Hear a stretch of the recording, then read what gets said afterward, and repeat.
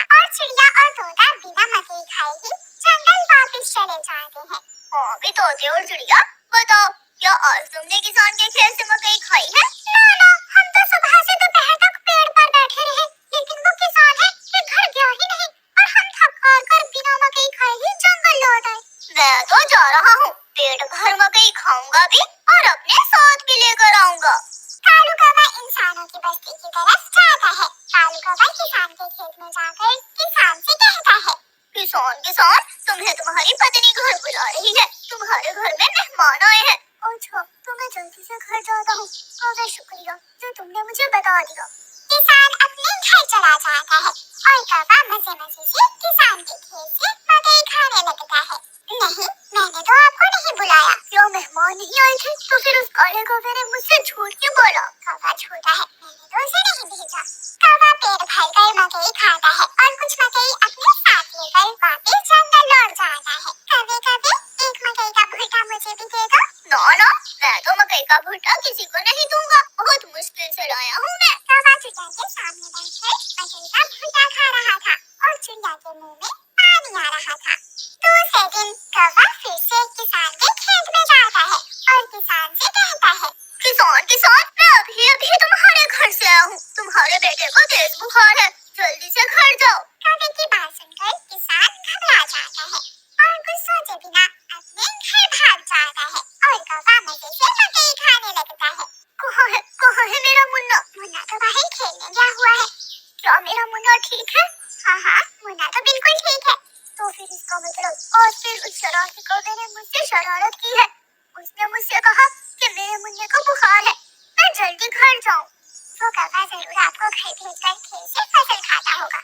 मैं कल देखूंगा वो कौवा कैसे मुझे उल्लू बनाकर मेरे खेत से मेरी फसल खाता है। कौवा जंगल जाकर बहुत खुश था। वो जो मकई अपने साथ लाया था वो तोते और कबूतर के सामने बैठकर खाता है। वाह, मजा ही आ गया, ये मकई तो बहुत स्वादिष्ट है। थोड़ी सी मकई मुझे भी दे दो। हाँ ठीक है, अगर तुम मेरे घर का काम कर दो तो मैं तुम्हें भी मकई दे सकता हूँ। मैं भी करूँगा, मैं भी कभी आपके घर का सारा काम करूँगा, मुझे भी मकई दे देना। ठीक है, तो फिर जल्दी से मेरे साथ आ जाओ। कौवा कबूतर और तोते को अपने घर ले जाता है। तोते, तुम जल्दी से मेरे घर की सफाई सुथराई कर दो और कबूतर तुम जल्दी से मेरे सारे बर्तन धो दो, फिर मैं तुम दोनों को मकई दूंगा। फिर कबूतर अपने काम में लग जाता है और तोता कौवे के घर की सफाई सुथराई करने लगता है। दोनों अपना अपना काम खत्म कर देते हैं।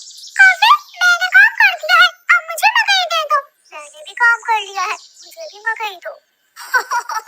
कौन सी मकई? चलो भाग जाओ यहाँ से तुम दोनों, मैं तुम्हें कुछ नहीं देने वाला। तुम धोखेबाज हो, तुमने धोखे से हमसे अपना काम करवाया और अब हमें भूखे ही भेज रहे हो। कबूतर और तोता वहाँ से चले जाते हैं। कौवा हर रोज की तरह अगले दिन भी किसान को पागल बनाने के लिए किसान के खेत में चला जाता है। कौवा किसान के पास जाता है और किसान से कहता है, किसान, मैं अभी देख कर आया हूँ, तुम्हारी गाय जंगल की तरफ जा रही है, शायद उसकी रस्सी टूट गई होगी। मेरी गाय को तो शेर खा जाएगा। कौवे, मैं जल्दी से जाकर अपनी गाय को बचाता हूँ। किसान वहाँ से जाता है, लेकिन आज किसान थोड़ी दूर जाकर पेड़ के पीछे छुप जाता है। कौवा किसान के खेत में जाकर मकई खाने लगता है। तो ये कौवे का बच्चा इसलिए मुझे हर रोज किसी न किसी तरह खेत से खेल देता है। जब तक मेरे पास बड़ा दिमाग है, मुझे किसान की फसल खाने से कोई नहीं रोक सकता।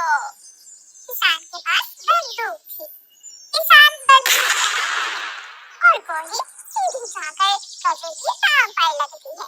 कौवा बहुत मुश्किल से वहाँ से भागता है और किसी न किसी तरह अपने जंगल वापस पहुँच जाता है।